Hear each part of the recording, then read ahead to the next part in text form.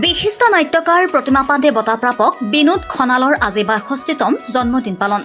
বিহালীৰ বটিয়ামাৰী ভ্ৰাম্যমাণ নাটকৰ অভিনেতা, নাট্যকাৰ, নাটক পৰিচালক, অসম চৰকাৰৰ সাংস্কৃতিক পেঞ্চনাৰ তথা আমাকলা কুঞ্জ সংগ্ৰহালয়ৰ স্বত্বাধিকাৰী বিনোদ খনালৰ আজি ৬২তম জন্মদিন। সম্পূৰ্ণ হিন্দু ধৰ্মৰ মাংগলিক অনুষ্ঠানেৰে জন্মদিন পালন কৰা হয়। আজি আপোনাৰ বাসগৃহ যথেষ্ট লোক আহি আপোনাক অভিনন্দন জনাইছে। আজি এই ক্ষেত্ৰত আপোনাৰ ক'বলৈ কি আছে বুলি ভাবিব? হয়, আজি মোৰ ৬২ সংখ্যক জন্মদিন।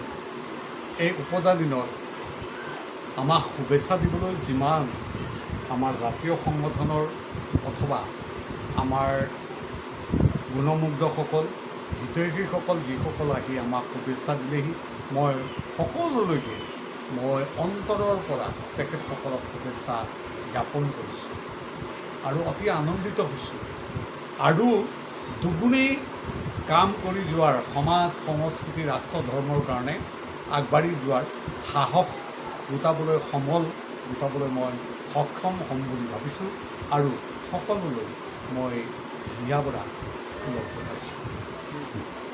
জনগোষ্ঠীয় সাংস্কৃতিক ঐক্য মঞ্চৰ বিশ্বনাথ জিলাৰ বিষয়ববীয়া, অসম গোৰ্খা সন্মিলনৰ বিষয়ববীয়া, অসম সাহিত্য সভাৰ দক্ষিণ বিহালী শাখা সমিতি অঞ্চলটোৰ বিশিষ্ট ব্যক্তিসকলৰ উপস্থিতিত জন্মদিন পালন কৰে।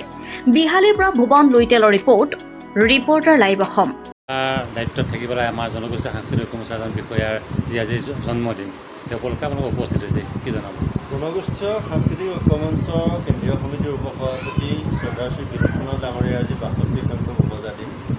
তেখেতৰ বাসগৃহত আমি তেখেতক সন্মান জনাবলৈ, তেখেতক গৌৰৱ জনাবলৈ আজি উপস্থিত হৈছোঁহি। বিশ্বনাথ জিলা জনগোষ্ঠীয় সাংস্কৃতিক ঐক্য মঞ্চ আৰু জনগোষ্ঠীয় সাংস্কৃতিক যুৱ ঐক্য মঞ্চৰ কেন্দ্ৰীয় সমিতিৰ সভাপতি দামোদৰ দা, লগতে প্ৰচাৰ সম্পাদক খগেন মটক আৰু ভুৱন লুইটেল, আমাৰ দক্ষিণ বিহালী শাখা সাহিত্য সভাৰ উপসভাপতি ভুৱন গোস্বামী, আমি সকলোৱে তেখেতক আজি তেখেতৰ বাসগৃহত উপস্থিত হৈ তেখেতৰ জন্মদিনৰ উল্লেখ জনোৱাৰ লগতে তেখেতৰ শিল্পী কৰ্মৰাজি, শিল্পকৰ্ম, তেখেতৰ যি আজীৱন সাধনা, সংস্কৃতিৰ যি পূজা, যি সমাজৰ প্ৰতি তেখেতৰ দায়িত্ব যি পালন কৰি গৈছে, তেখেতে সমাজৰ কাৰণে এটা সুন্দৰ বাৰ্তা কঢ়িয়াই আনিছে।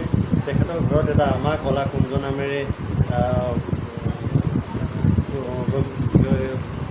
অনুষ্ঠান আছে, সংগ্ৰহালয় আছে। তেখেতৰ এই সংগ্ৰহালয়টোৰ চাবলৈ আহিলেই সকলোৱে জানিব যে তেখেতৰ কৰ্মৰাজি আৰু তেখেতৰ শিল্পকৰ্মৰ বিশালতা কিমান।